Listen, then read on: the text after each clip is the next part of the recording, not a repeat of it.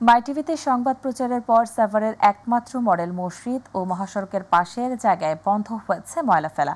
স্থানীয় প্রশাসন এই কার্যক্রম বাস্তবায়ন করেন। জনদুর্ভোগ তুলে ধরে ও গঠনমূলক সংবাদ প্রকাশ করায় মাইটিভিকে ধন্যবাদ ও কৃতজ্ঞতা প্রকাশ করেছে সাভারবাসী। সেই সাথে জায়গাটিকে পরিষ্কার পরিচ্ছন্ন করে জনগণের স্বার্থে কাজে লাগানোর দাবি জানিয়েছেন তারা। সাভার থেকে আসাদুজ্জামান খায়রুলের রিপোর্ট। মাইটিভিতে আবর্জনার দুর্গন্ধে অতিষ্ঠ এলাকাবাসী ও পথচারীরা শিরোনামে এলাকাবাসীর দুর্ভোগ তুলে ধরে সংবাদ প্রকাশের পর মানববন্ধন করে এলাকার সচেতন মহল। পরবর্তীতে প্রশাসনের তৎপরতায় বন্ধ হয় ঢাকা আরিচা মহাসড়ক ও উপজেলা মডেল মসজিদের পাশে ময়লা ফেলা। এতে মাইটিভির প্রতি কৃতজ্ঞতা প্রকাশ করে ধন্যবাদ জানিয়েছে এলাকাবাসী। দুর্গন্ধ পানি, মসজিদে নামাজ পড়তে মুসল্লিরা যেতে পারতো না। মাইটিভি নিউজ হওয়ার পরে যে ময়লা ফেলানো এখানে বন্ধ হয়েছে, এর জন্য মাইটিভিকে অনেক ধন্যবাদ।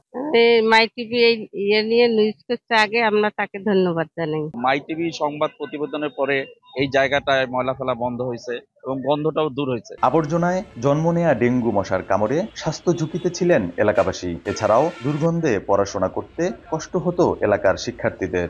এখন আর তো ময়লা ফেলে না। আন্দোলন করেছে, আমরা মাইটিভি প্রচার করেছে, এই কারণে বন্ধ হয়েছে। ময়লার দুর্গন্ধে মসজিদে আসা মুসল্লিরা ঠিকমতো নামাজ আদায় ও মসজিদ প্রাঙ্গণে বসতে পারতেন না। এখন প্রশান্ত চিত্তে নামাজ শেষে মসজিদ আঙিনায় নির্বিঘ্নে বসতে পারছেন মুসল্লিরা। নাক চেপে না ধরেই অনায়াসে হাঁটছেন পথচারীরা। নামাজ পড়তে গেলে অনেক সমস্যা হতো, আগে অনেক দুর্গন্ধ হতো। আমাদের এখন নামাজ পড়তে অনেক সুবিধা হয়, কোনো দুর্গন্ধ আসে না। মাইটিভির এই নিউজের মাধ্যমে নিউজ প্রকাশ হওয়ার পরপরই প্রশাসনের সহযোগিতায় এখানে ময়লা ফেলা বন্ধ করা সম্ভব হয়েছে। ময়লা ফেলা বন্ধ হলেও থেমে নেই অসাধু চক্র।